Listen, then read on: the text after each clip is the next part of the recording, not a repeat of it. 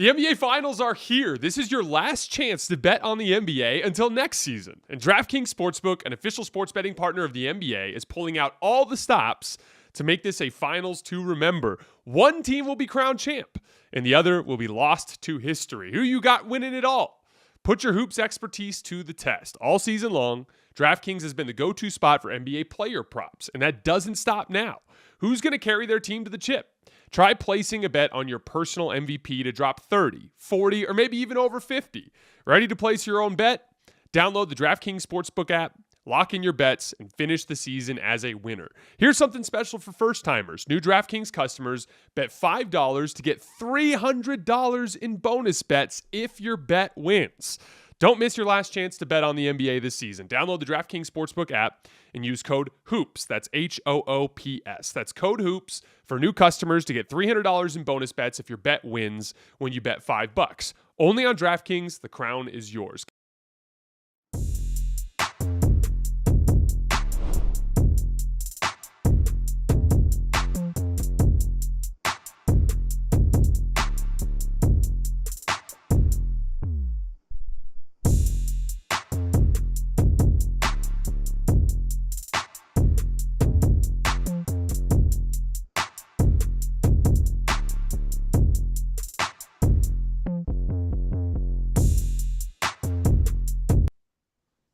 All right, welcome to Hoops Tonight here at The Volume. Happy Sunday, everybody. Hope all of you guys are having a great weekend. Well, today I woke up this morning thinking we're going to crown a new NBA champion today. It's been a long time since we've had a Game 7 of the NBA Finals, and it got off to a little bit of a bummer start as Tyrese Haliburton goes down with what we can only assume is an Achilles injury. The 8th Achilles tear in the NBA this season, a very bizarre trend. Colin and I are going to spend some time talking about that towards the tail end of the show tonight. But the Oklahoma City Thunder are the 2025 NBA champions. Colin, what's your big takeaway from the NBA Finals this year? Well, our NFL champion, Philadelphia, is about roster construction and the best GM. And you have a clear number one, and that's Oklahoma City. Whereas the modern game's about scoring and wings and high flying, they're about their general manager, their depth, their youth, their legs, and a kind of non-vertical leading scorer who goes against type for the NBA stars we fall in love with. And, you know, I've been saying this on FS1, I've been saying this for months, is the NBA now, because of the aprons and the CBA, is going to be like the NFL. We're going to talk more about general managers. You can't stack players. And I think, you know, they were the best team all season. The home court ended up mattering against Indy and Denver, you know, really formidable opponents that had some older star players. But, you know, I think in the end, you know, when you look back at this season, you'll go, well, they were a dominant regular season team. They weren't a great road team in the playoffs, but they were dominant at home, and that's where they were crowned. And, you know, that's why the regular season does matter. It may not look like the playoffs, but Oklahoma City, I don't think, is winning this thing on the road. And so they earned it. And, you know, the injury's gutting, but that stuff happens. I mean, KD's gone down in big games. I mean, it happens. So, and I think over the course of this season, OKC was the best team. Yeah, I'm not interested in any talk about asterisks. For the most part, in NBA history, almost every championship has some injury you can point to that impacted things in one way or another. And ultimately, I think Oklahoma City did this to healthy teams along the way too. They played some really good teams, Colin. They went through the best player in the world in Nikola Jokic and played him into the first 3 consecutive bad game stretch I've literally ever seen him play. They took that Minnesota team that was kicking everybody's butt and they handled them like easily. And then the Pacers, who have been the kind of the enigma of this playoff run, every time they needed to beat them, they were able to contain them and keep them under control. We talked after Game 5, like there is this test that you have to pass to beat the Oklahoma City Thunder. And it's that when the shit hits the fan and there's a few minutes left in a big game where the series is hanging in the balance, They are going to tighten the screws defensively. In every single series, the opposing team fell apart. Whether it was Denver at multiple spots in game 4 in the fourth quarter, in game 5 in the fourth quarter, the entirety of game 7, what we saw in big spots against Minnesota, specifically down the stretch of game 4. In this series, in game 4, down the stretch, they just strangle the life out of Indiana. In game 5, it's 95-93 off of a Siakam offensive rebound 3. It's a 2-point game. You're like, oh man, this could go either way. Literally turns the Pacers over 4 consecutive times just with the strength of their defense. And then again tonight, admirable effort from the Pacers there in that first half to keep things competitive. TJ McConnell, I'll always remember the way he played in this series. What a remarkable performance from him. But they came out the gates in that third quarter and they tightened the screws and they turned the Pacers over and they got out in transition. They finished this game with 23 forced turnovers and 32 points off of turnovers. That's the star of this team. I said this the other day to you, is the one thing you have to have against OKC is 2 elite ball handlers. So when Haliburton goes down, they play with guts and toughness and length. But in the end, turnovers. There's no Haliburton. If you don't have elite ball handlers against this team, we've fallen in love with the 3-and-D and the wings. Well, OKC's got a lot of them, but there is a way to combat that, is to have guys that can create space, that you can't trap and double them, and TJ McConnell's excellent. But again, when Haliburton got hurt the first time, again, they show great courage and gusto, but there's just limitations on that. You can only play down your most important player so long. So, there was that, I think it was like at one point there was I wrote it down here, there was a huge 19-2 Oklahoma City run. A lot of that kick started by defense. And so they just feast on teams. And you know what they're a little bit like? They're like a fighter who senses blood. Like, OKC, they're not dominant enough offensively to just blow you out against great teams, against Denver and Indy. They can score, they have runs. But when they sense blood, somebody's in foul trouble, somebody's hurt, they have a matchup advantage. Man, they play downhill. They play downhill fast. And you look up and you're like, well, this was a 4-point game. Now it's a 13-point game. And, that's what great teams do. Their run looks different than a Jordan explosion or a Shaq Kobe explosion. But nonetheless, it's a burst. And everybody looks different. So listen, all my notes here, I looked through, I kept waiting for the inevitable run, and it happened. And it was, it was off turnovers. And I just kind of felt like I saw an SRR stat. I think that's what it's called, an SRR stat about Indiana. And they said if Indiana wins, they'll be the worst champion since the 1978 Washington Bullets, which, by the way, I can name the entire roster because it was when I fell in love with basketball. But the truth is if Indiana won, it was probably our weakest champion, though I love them. And OKC wins, at least we can hang this. Boy, that's a top 5 defensive team all time. We can hang something that sounds like a champion. NBA's leading scorer, deepest team in years, all-time top 5 defense. That sounds like a champion, does it not?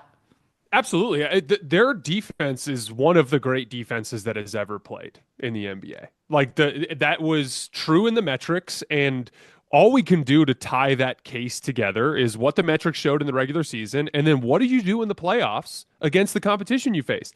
This was a Pacers offense that was lighting everybody up, Colin, and they got strangled every single time it mattered. Yep. Nikola Jokic is literally the best offensive player I've ever watched. And they had him under control in every pivotal moment of that series. That is the type of defense that we watched.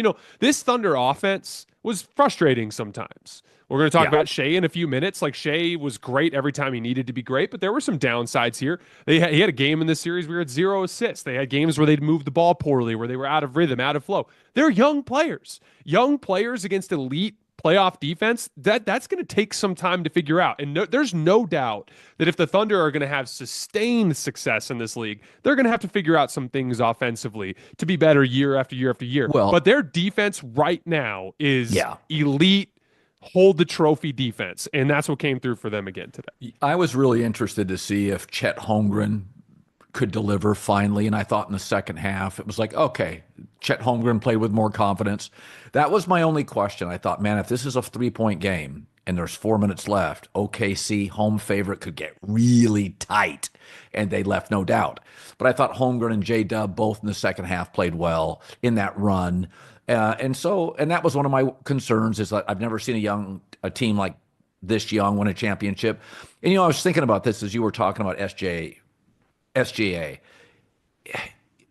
Usually, let's say, for instance, Shaq wasn't hitting his free throws. He still had all-time power. If Kobe and MJ weren't hitting their jumper, they could go vertical. Magic Johnson struggling from the field. He just had a size advantage. He'd back you down. SGA is not a vertical player.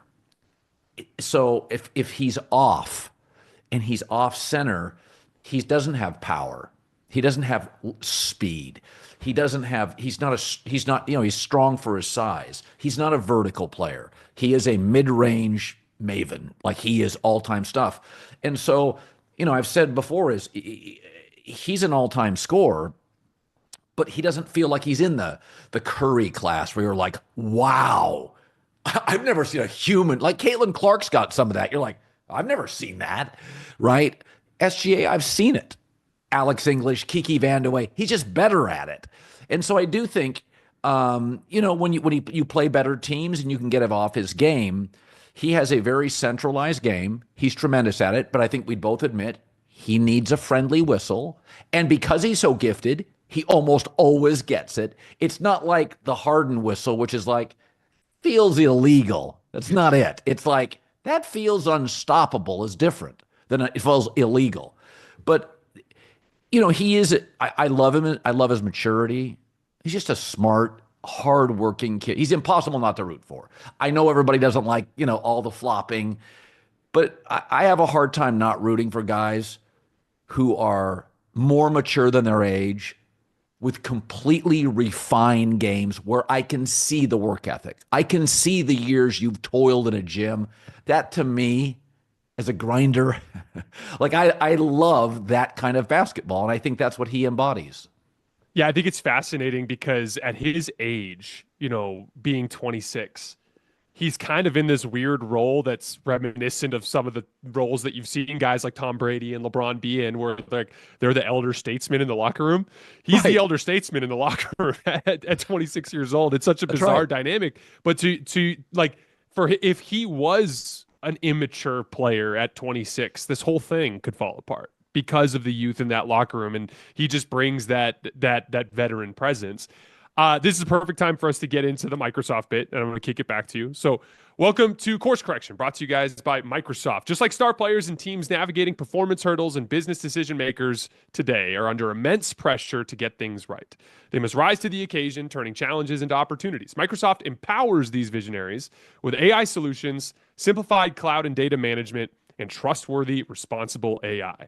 And when you're in the NBA, you have your own hurdles to face. In this segment, we will highlight the player every week that has risen to the occasion when his team has needed him. Whatever challenge you're facing, Microsoft empowers you with the expertise to say, bring it on.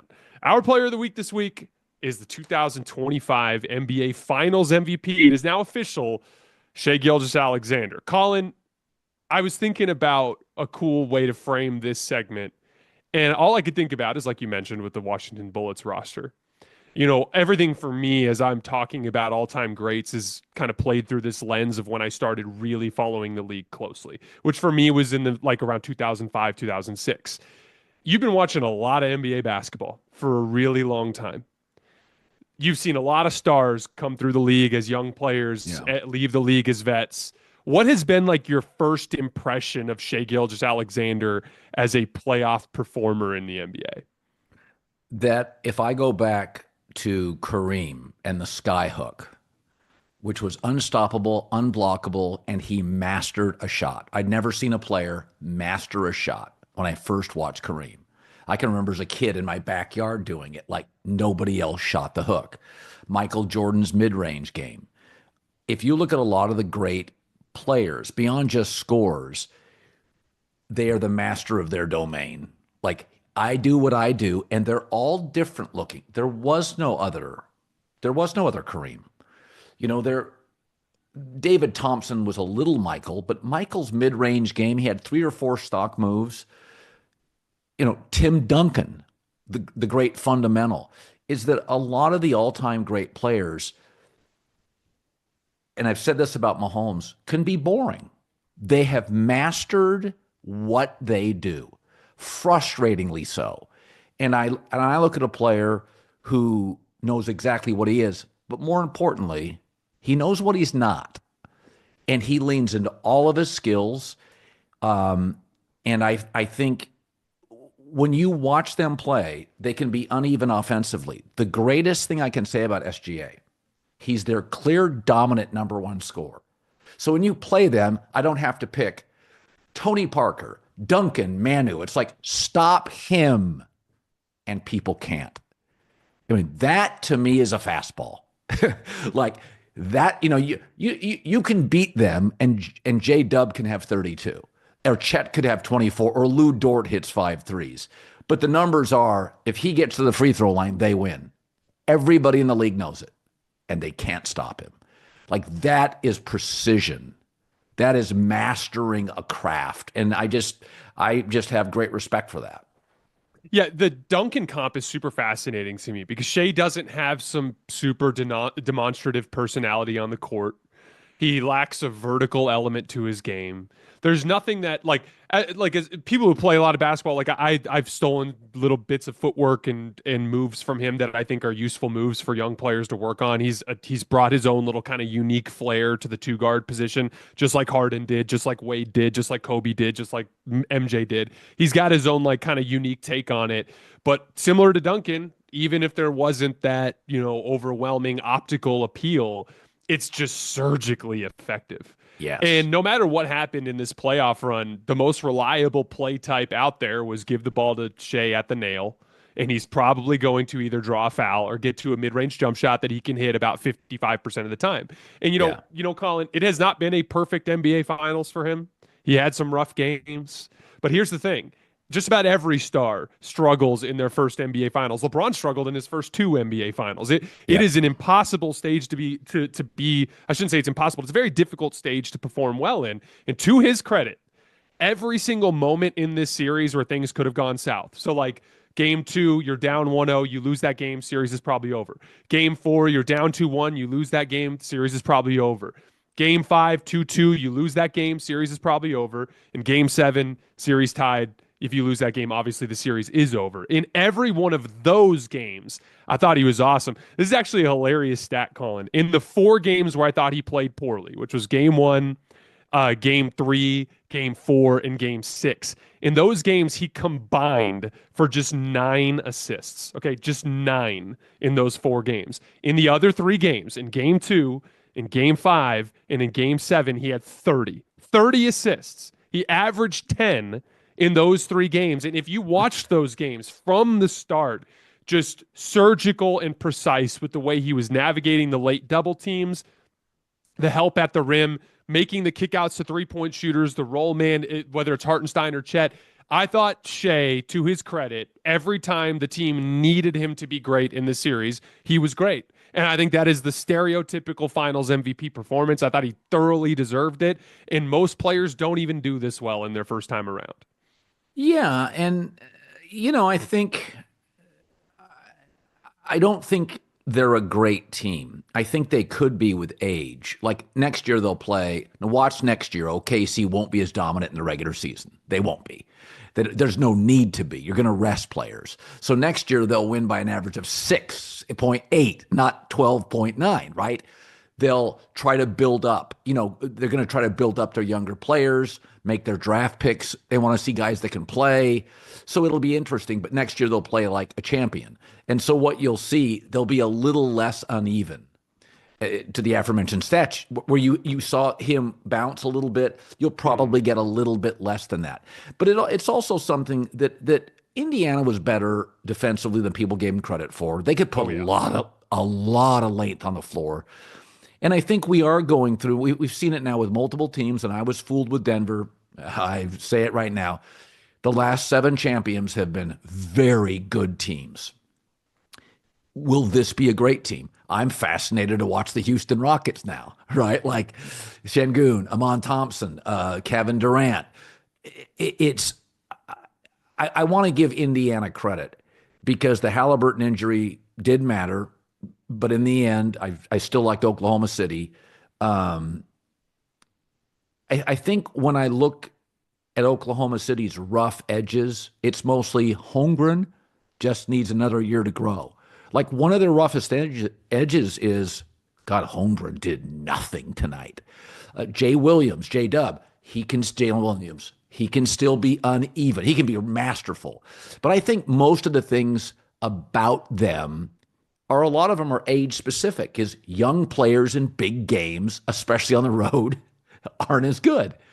And so I look at them and I think, oh, they have a chance to be really good next year, play as a more confident team.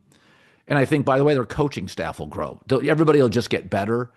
But most of my criticisms of OKC are, you just didn't know game to game what you got with Chet Holmgren on the offensive end. When he played well in the second half, it's like, wow, that's a really hard team to beat. Yeah, this is a super interesting concept. I want to get a little deeper into this. We're going to wrap up Microsoft real quick. That's it for this week's course correction. Remember, Microsoft's AI solutions empower you to take bold steps and make informed decisions, sparking new ideas to help drive your business forward. With Microsoft as your trusted partner, you can navigate your journey with confidence, finding innovative solutions and reaching new possibilities. Visit Microsoft.com/challengers to learn more. So, Colin, to your point, I saw this stat before the game. Oklahoma City's net rating, and remember, net rating is just how much you outscore your opponent, just weighted for pace per 100 possessions. Right. Oklahoma City's net rating at home coming into tonight was 21. They outscored teams by 21 points per 100 possessions. On the road, -6. And so to your point, I actually agree with you. I thought Oklahoma City kind of underachieved in this playoff run. They should have put Denver away sooner. They should have put Indiana away sooner. They were not, to me, a great offensive team for the majority of this playoff run, in downright ugly at various points. But as we look back through NBA history, this is what I look at the Warriors as a corollary here. It's not just stars that tend to struggle when they get to the finals the first time. Teams do. The Celtics in 2022, they really struggled. When they showed up in 2024, they looked like a bunch of grown-ups. They handled it way better. Golden State. Steph played so poorly in 2015. I think he still deserved Finals MVP, but he played so poorly in 2015, he didn't get a single vote for Finals MVP. They were looking at his teammate as somebody to give the vote to. They, at various points in that playoff run looked a little shaky. They trailed 2-1 to Memphis. They trailed 2-1 to Cleveland. It is very typical for a team that dominates in the regular season but has their first truly pressure-filled, serious playoff run to be a little bumpy. And so the point is this year they were a mediocre playoff offense that had an elite playoff defense, which was enough to get them over the top. But this team has by far the most room for internal improvement year over year, I'd argue, in the entire NBA. Like J-Dub, you talked about the oscillations. The oscillations are classic young player stuff. I can't tell you how many times anybody who spends any time coaching young basketball players, you'll see them do something that works. And you'll be like, nice job. And then they'll go on the next possession and they'll do something completely different. And you're like, just do the same thing. Do the same thing that you just did. And it works. And then when they make mistakes, they can repeat them. They struggle to cut out mistakes and they struggle to repeat their successes. Young players over time. You don't think Shai remembers how he played in those 4 bad games? He knows. He knows. He learned lessons in that process. And Shai will be better. Shai will just be more consistent, I believe. J-Dub can get substantially better. Chet was a nightmare offensively in this postseason run. Nightmare. And this is a guy who spends summers working out with Kevin Durant, who has all NBA offensive potential. And so maybe they're not that team yet, but they absolutely can get there. And all you have to do in this era where nobody's winning multiple championships is win multiple championships. And pretty quickly, you will establish yourself as one of the all-time great teams. I'm with you. This was a rocky road, but they got it done. If you were going to beat the Thunder, this was the year. This was the year where they're young, they're thin. Chet has never been in these big moments before. This was the year to beat them, and nobody could get it done. And it's only going to go up from here. Yeah. But I think Houston now has to be considered very interesting. I contend Dallas when everybody's healthy. Now, I don't know exactly where Kyrie's going to be. I love their size and length. I also think, the NBA, especially out west, has some really good GMs. There's a lot of levers to pull here. And even though, and I've told you, I think draft picks are going to matter more. Like everybody's banging on the Suns today. What if that number 10 pick ends up being a really, really good player and they have all these second round picks and they can figure out a way to move one of the other players and get another first round pick? And I I think Oklahoma City is going to be very good for a very long time. But I still think, and we've seen it this year, these long playoff runs, you see it with pitching staffs and you see it with teams. You keep going to 7 games against Western teams and in the finals.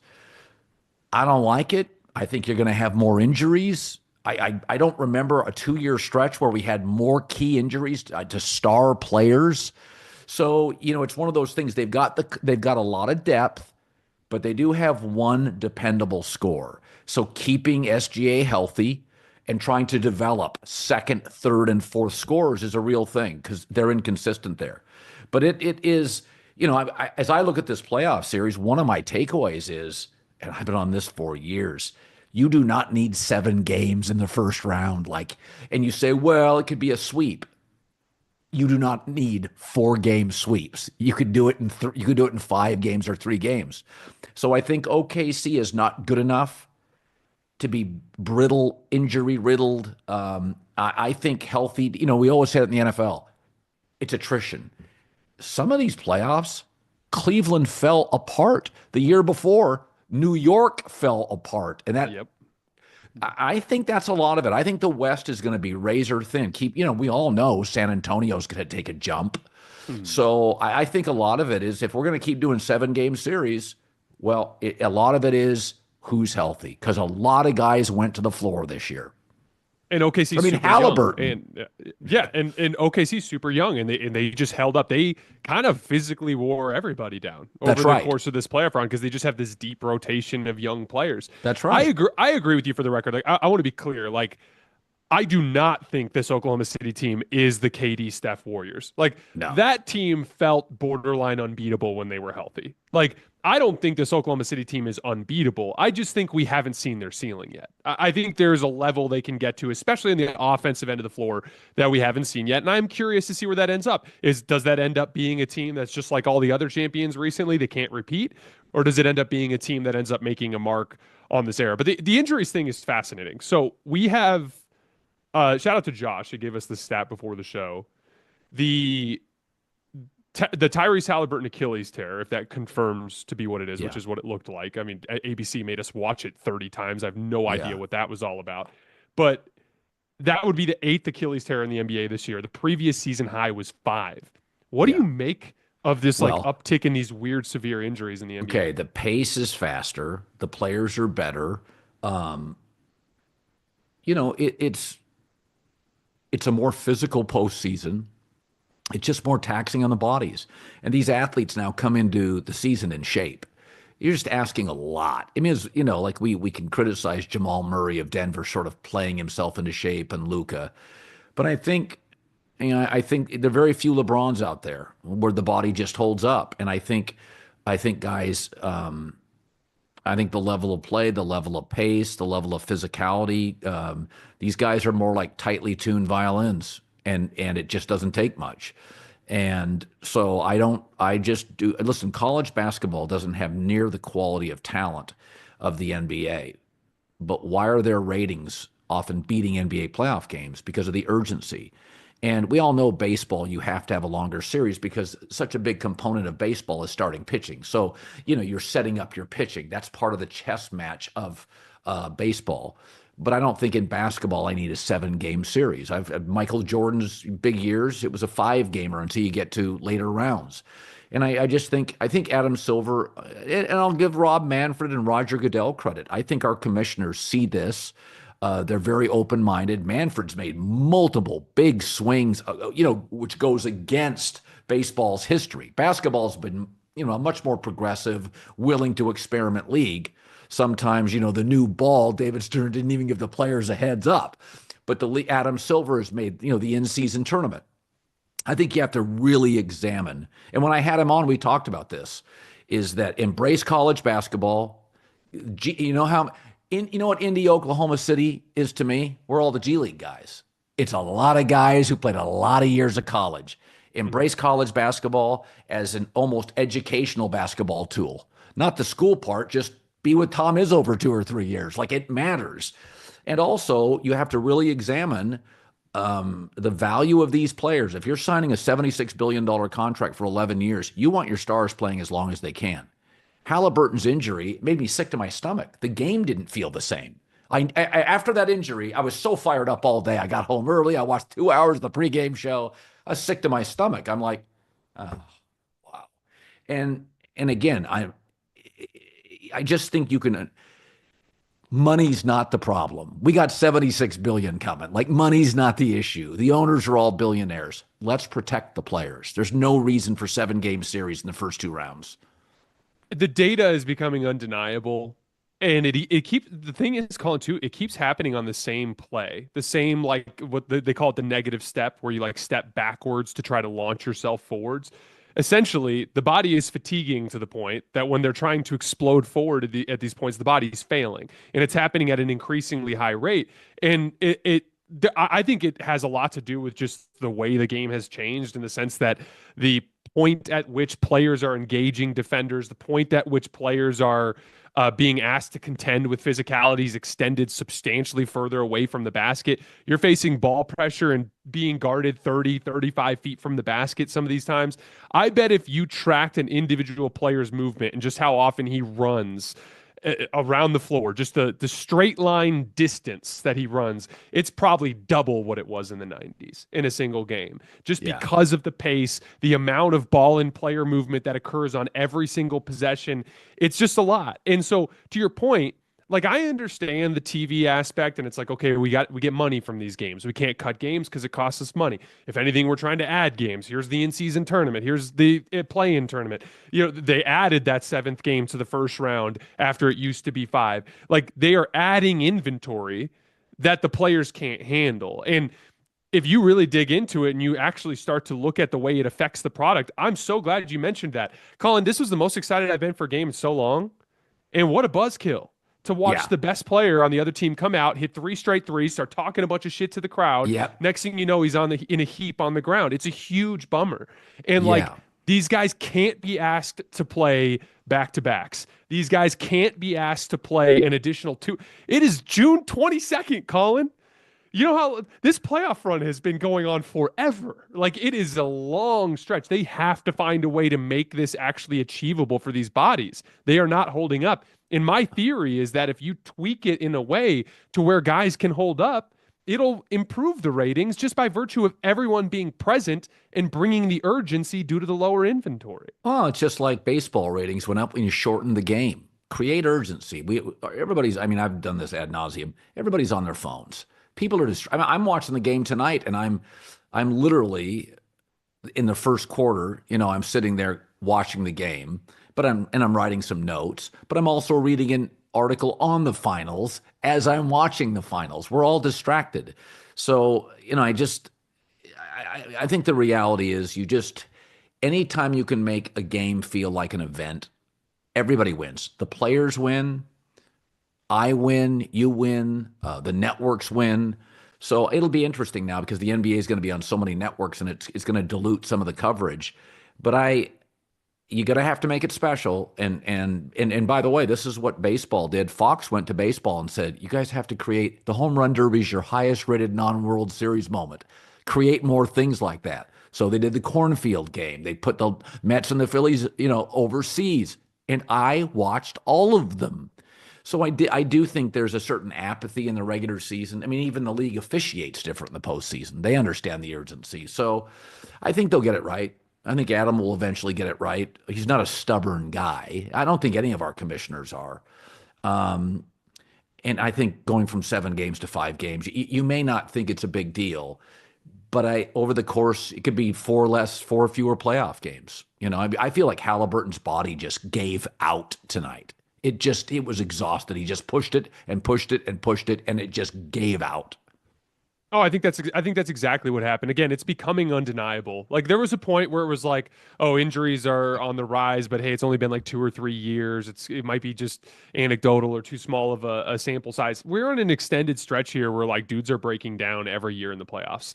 Remember last year it was like, oh, the Cavs are going, oh, Donovan Mitchell's foot, and now we're, and then oh, like here come the Pacers, and then Tyrese Haliburton gets. It's like it's this like it's basically turning into a war of attrition more than it's turning Yes. into a battle of basketball, and that's what they have to figure out, because otherwise, what you're going to see is the deepest, youngest team win every year. I mean, and that's more or less what we saw in the finals. That's right. On so many different levels. But anyway, Carl, we did get a new piece of news this morning.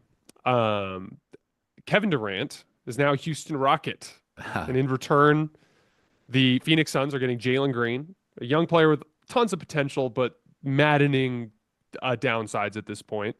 Dillon Brooks, who I actually think is a very good role player in the NBA. Yeah, he is. The 10th pick in this upcoming draft and 5 second-round picks. What was like your first impression when you heard the news my today? first impression, the Suns were 3-17 when Katie didn't play this year. They stunk. It wasn't him. He still get a bucket. If he's a leader in Houston, it doesn't work.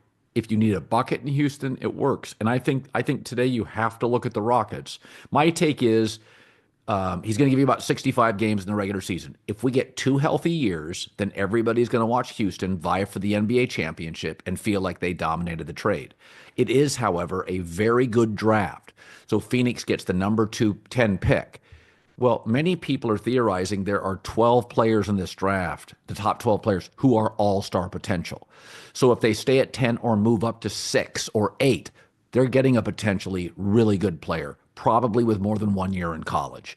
And again, I don't think anybody will ever unlock Jalen Green. Like, I think he's the classic, doesn't have a defined game, never probably will. But we can't deny that he can drop 30 in any given moment, that he's wildly talented. I don't like his game, but I'm not going to deny that he's, long, twitchy, fast, very good transition player. He's just, and there are a lot of these guys in the NBA. They come in and they're talented, and maybe either they don't work on their game or they don't get the right coaching, or they probably have so much talent from 6th grade on that they never really, there's no catalyst for them to like really burrow down on a specialized, not everybody is as driven as MJ, right? Like I'm reading the Caitlin Clark book. I mean, that she is MJ. She's obsessed. Yeah. And it's just like, not everybody's like that. Some people are just talented. And so, but between Thompson and Sengun, it's a beautiful touch, Kevin Durant, and a series of 4 or 5 very good young players. And I think Udoka's a very good coach. That's a real team. But I think it's easy to look at Phoenix and just go, well, they got Green's productive. Dillon Brooks is a very good small forward defender, can give you 17 a night. You got the number 10 pick. You got a bunch of second-round picks, which you can turn those into things. Phoenix wanted a little bit of a reboot. They got it. But people on the internet are like, oh, Houston dominated. If Katie got hurt in game 36, it wouldn't feel like Houston dominated, right? They're not bringing him there to be a foundational piece. They're bringing him in to get a bucket. Like, he will not be the leader. Is Sengun will still be the centerpiece of the team. Thompson will be your best athlete and your defensive stopper. He's going to be a bucket guy. So that's why I think it works. He's still one of the top 23, 26 best players in the league, I would argue. I mean, I was on the plane when I was flying in today. I started writing down numbers, and I got to like 21. I'm like, he's in that space. And again, Phoenix was terrible when he didn't play. So that's my long-winded answer on. I think Houston will look like they won the trade, but Phoenix got assets too. I think that what happened in Phoenix is a sign that, like, yeah, KD, Steph, LeBron, these guys, they're not floor raisers anymore at their age. They're not going to turn a bad roster into a 50-win team the way that 27-year-old Nikola Jokic could. Like, that goes without saying. I do think, though, that KD has been dramatically underrated because he's been on such a poor roster. Yes. I put this together for you, Colin. This is 3 stats to show that Kevin Durant is still one of the very best players in the NBA. He was the best jump shooter in the world this year. Among 58 players in the NBA to take at least 500 jump shots, KD was the only player in the league to make over half of them. And he in second place was Shai, who made 45%. And if you weighted it for threes, his 1.22 points per shot was still number 1 in the NBA. Number 2, he was the only player in the NBA last year to make at least 200 pull-up jump shots, meaning off the dribble, while making more than half of them. And 3, he was far and away the best isolation player in the world last year. Out of the 10 players who ran at least 250 ISOs, his 1.16 points per possession, including passes, ranked number 1 in the league, a full 6 points per 100 possessions ahead of Shai, who was in second place. I think he is, when it comes to refined offensive skill, he is still one of the very best players in the league. I would put him in that 6 to 15 range, depending on, and we haven't seen him play enough high leverage basketball lately to see where he really lands in there, but I think he's still in that range. And if you ask me what the Rockets' issue was, this is a deep team with a load of big physical athletes. If you ask me what their one weakness was, it's refined offensive skill. And that's what KD comes in to address. We were just talking about this with Desmond Bane in the Orlando Magic the other day. Yeah. When you take a bunch of big athletes that kind of struggle with spacing and you bring in a guy who, like, just run him off a screen and he's automatically going to pull 2 defenders out 30 feet from the basket, it unlocks a world of possibilities on the short roll. Amen Thompson will be an amazing short roll player. You know that thing that Draymond Green did for Steph, where Steph would come off of Draymond and take 2 players, and then Draymond would go right down the middle of the floor and make the play that broke the defense down? That is a thing that Amen Thompson has been unable to do in Houston because they just don't generate many of those opportunities because none of their shooters are good enough. KD will unlock that part of Amen Thompson's game. It is not a perfect roster. I was writing down all the names on the roster today. They're a little light on ball handling, but that sort of thing they can get. You know what's so funny, Colin? I remember when the Suns signed Tyus Jones last summer. I was like, why? You already have this redundancy of all these dudes who can dribble, and you're just not athletic enough, and you're not good enough on defense. Like, you need athletes and dudes that can beat up people in these physical environments. You know who could really use Tyus Jones? Houston.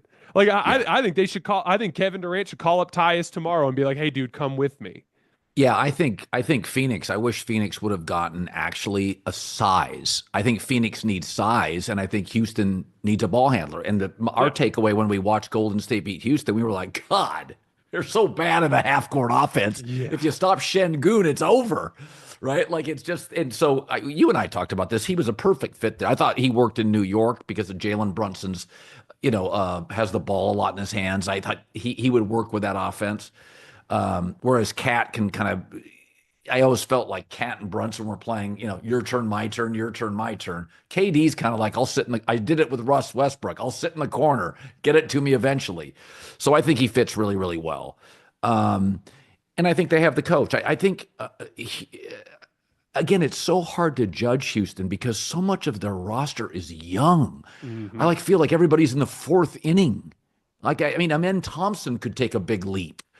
Sengun's the only one where I look at him and I think, that again, I use this word a lot, but that's a defined and refined offensive game. He's got European touch. Like, he has a game. A lot of their players, I feel like they're just in early innings. I don't know what they are. So, Amen Thompson's obviously defensively defined. He's so strong and athletic and aggressive. But KD gives them refinement. This is a second offensive player. I know exactly what I'm getting. And that goes back to a little Oklahoma City. One of the reasons Indiana gave OKC problems, Siakam has an offensive half-court game. Haliburton does. TJ McConnell does. Like, that's 3 guys. Even Obi Toppin, when he hits threes, you're like, he's athletic and hit threes. They had guys that Rick Carlisle knew, okay, this is what this player does. With Houston's like a younger OKC. I'm just not sure what everybody is. Like, I just need more guys that I go into a game and go, yeah, I'm going to get 24 tonight from KD and I can drop 2 or 3 plays for him. So Houston, to me, is early innings. They could end up looking at, if you told me next year, a team explodes in the West and ends up winning by 7.8 points, I would guess Houston, because they have so many players that are just going to springboard to another level here in the next 50 to 100 basketball games. Oh, no, I totally agree. I think they have massive upside. I think they could very easily be the second best team in the West and the biggest threat to the Thunder next year. I think that's absolutely on the table. They match up well with OKC too because they have all the big physical size. The ball handling will be the weakness, as we saw with Indiana. Even Oklahoma City struggled because of their lack of depth in ball handling against Indiana's ball pressure. But the youth, the thing that you're talking about in terms of the wide range of outcomes is super interesting because as I was breaking down their depth chart today, I'm looking at it and I'm like, okay, Fred VanVleet, legit point guard. Sengun center, KD's your 4. Amen Thompson, I think defensively functions as either a 2 or a 3. So that could be either.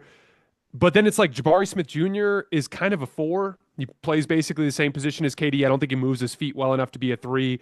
Cam Whitmore could be one of those guys. Reed Shepard could be one of those guys. But who knows? And here's the other thing too, Colin. Houston gave up 1 first-round draft pick in this deal. They still have a boatload of first-round draft picks at their disposal. Yes. So they're like a high likelihood for we bring this team into camp, we watch them for 20 games, and we go, oh, here are the 2 things we're missing. That's exactly right. Let's go get what we need to get. They're extremely well equipped heading into this next season. That's where Houston won the trade. They didn't have to give up another first-round pick. That's where they won the trade. It's not just KD, because my guess is because of their depth, they won't play KD more than 60 to 65 games. They want him for the postseason. There's no reason to play him 75, 80 games because they also know if you're in the West, Jason, you're going to be in long series. So there's you're going to be in 6-game series in the West. It's not like the East where you kind of feel like if Haliburton comes back next year, they're just certain you're going to win a lot of series really quickly. You're going to have long series in the West. No reason to have, I want KD going into the playoffs, off about a 2 games and 9-day stretch, healthy and ready to go. And I think you have to think about that as a GM with an older player in the West. If you have a Steph or a KD, all these series are long series. If they get a couple more ball handlers, that's the thing. If they get a Tyus Jones, if they get, one other guy of that ilk, then they will be able to rest KD. Not just for the regular season, but even in the postseason. We saw Houston give themselves a really good chance to win games, even without high-level offensive skill, because they just go, here's Tari Eason and Amen Thompson, and we're picking up full court, and you're turning the ball over now, and it's a mess. They are able, they are able to prevent the redundancy that Phoenix had, where you have a bunch of guys who do the same thing. On Houston, what KD does is so specialized for them that they kind of have an identity separate from him. So they will be able to win games without him. They will be able to carry the load so that he can come in and lift them over the top. I think it's a fantastic on paper basketball fit. It'll be ugly sometimes. KD's going to have some nights where maybe the statistical performance isn't there because it's ugly. They can't space the floor as well for him, but they will in turn do the same thing to the other team. So to buy Kevin that margin for error. Before we get out of here tonight, Colin, I did want to run this by you because I've seen a lot of victory lapping criticism. Let's just say the Phoenix Suns have been the butt of the joke today because they took Mikal Bridges and Cam Johnson and Chris Paul, and they turned him into basically Bradley Beal and Dillon Brooks and Jalen Green and 1 first-round pick. I get that it looks bad. This is where my brain went this morning. They made it to the finals a year where, because of COVID, everyone was hurt, and we had a Trae Young Hawks team in the conference finals, a Paul George Clippers team with an injured Kawhi in the conference finals, and that Suns team. And by the way, they ran into Giannis, and Giannis beat them 4 straight times for the title. So they weren't good enough. Then the next year, they kind of have a great regular season, and Luka embarrasses them for the world to see in the second round. They weren't good enough. So they made an aggressive trade. They went and got Kevin Durant. Every one of us would have done the same thing at that point in time. It was Kevin Durant. And we had just seen him be so amazing for Brooklyn in those couple of previous playoff runs. Even the Chris Paul thing, now I would argue they should have used Chris Paul's salary as a vehicle with which to bring in more size and athleticism. Right. But like you're like Chris Paul for Bradley Beal. Like, I mean, come on, right? You like you could talk yourself into it. Again, it wasn't perfect. There were mistakes. There are certain things I would have done differently. But now we're on the other side of this, and it's like self-awareness. We're not good enough. We just missed the playoffs in the Western Conference. Like KD misses a few games and we completely fall apart. Like, I understand it looks bad when you zoom out, but to me, what happened to Phoenix is just what happens when you get aggressive and it doesn't work. Well, And yeah, the they truth of the had matter the is there's risk. well, yeah, the Bradley Beal deal, and I can't criticize it because for years, I mean, I must have been on the air for 5 years saying I really like Bradley Beal. He's playing with John Wall. You're never going to flourish with John Wall. You got to get into a more mature group of veteran players. And then it's just like over the course of a year or two, he got really old, really fast, and really banged up, and he just withered down. So I was a Bradley Beal fan for years. I didn't understand why he was so loyal to Washington, which was poorly run and poorly owned. So I can't criticize him. And I always tend to be a big fan of being aggressive. I like what Orlando just did to get Bane. So yeah, I can't bang on him. Again, if they hit on the number 10 pick, they've got enough second round picks. They got enough pieces to, I think you just have to take more big swings. I think with Bradley Beal, I wonder if you just don't buy out the contract. Like, I mean, that's how bad of a deal it was. So, I think if they were in the East, you'd have a better vibe or more optimism. I just think I look at San Antonio and I still think Denver's going to be really good. Oh I yeah. think they just, I just look at the West, the better GMs, better rosters, deeper teams. I mean, God, we've almost forgotten about what they're building in San Antonio. Holy crap, do they have a lot of talent? They're in the second inning. So I just think Phoenix, relative to the conference, they just feel like a have not, and they probably are. But I mean, I know Matt Ishbia and Justin Ishbia. I know Justin actually. I met him when I moved to Chicago. He's part of the White Sox, I think, ownership group now. And Matt got really aggressive. And I think one of the things I've learned over the course of my life, Jason, I made a lot of mistakes, but it's hard to master two things. Like Michael Jordan tried baseball, right? Randy Moss tried basketball. It's really hard. And I think sometimes when aggressive owners come in and they think, hey, because the Suns don't have the biggest scouting department, and the owner comes in and thinks, I want stars. What you're really saying is, I'm moving into a completely different world, and I'm smarter than Sam Presti, right? Like even Sam Presti, the James Harden deal early, he didn't get enough. Like I mean, I look at GMs in football and basketball who I like, and they make big mistakes. Shabazz Napier, the draft pick for Pat Riley in the Heat, like great people make mistakes. Nobody on the internet, the trolls don't want to ever admit it, but I think they came in and the owner was a little hot and a little aggressive. And this is a hard sport to master. Even the best people just, you're drafting 19 and 20-year-olds. And I think, I'm not going to bang on the Suns because when they made the moves, I was like, I kind of like it. And then a year later, I'm like, man, was I wrong? So I can't stand on any pious mountain today because I like their moves. I thought Bradley Beal's been a disaster. There's nothing else you can say. It's just been a disaster. Yeah, it didn't work. And that happens sometimes. Like, I mean, like the most recent example I can think of is the Raptors. Like, I remember when the Raptors traded for Kawhi, everyone was like, why would you do that? He's going to go to Los Angeles.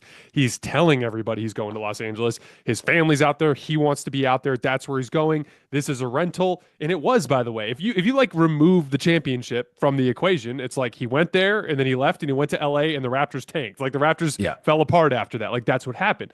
But they won the title. But even if you zoom in on the series, it's like 3-3 in Philly, and Kawhi hits like a leaning jump shot while falling out of bounds that hits every part of the rim and then falls in. Like that was Yeah. the gap. That was the gap between the gamble being a success and being a failure. And so ultimately, I feel like we're just playing the results when we say that. And like, Yeah. I look at it, it's like you traded for KD. There was one team who gave the 2023 Nuggets trouble. One team, the Phoenix Suns. Yeah. The Phoenix Suns were the team that pushed them to 2-2 in the series, and it looked like everything was hanging in the balance. And so, like, for whatever it's worth, it wasn't enough. But yeah, my take was less like, look at the Suns, they butchered everything. And like, they acknowledged to themselves that they weren't good enough to win the title. They made an aggressive move for one of the 12 greatest players of all time when he was still playing really well, and it didn't work out, and that's just how it goes sometimes. But Colin, it was great to see you today. Thanks so much for coming on the show. This has been a really fun season. Shout out to the NBA for giving us our first good NBA final in a very long time. And our best domestic draft coming up in forever. This is a great domestic draft. So that's we've talked about this. I think with NIL, I think you're going to have more players staying in college. The drafts are going to get more domestic. We're also poaching the best European players with the NIL money. I think draft picks over the next 10 years are going to fortify teams much more quickly than they have for the previous 20, where it's 18-year-olds who are just not ready to play. So this will be a really fun draft to watch. There's some really special players. Yeah, I'm super excited. The extended NBA Finals have put us right up against it. Guys, I have Sam Vecini coming on the show tomorrow. He does an incredible draft guide. We'll be doing a full NBA draft preview. The actual draft is on Wednesday. It's literally right around the corner, so everything's right here.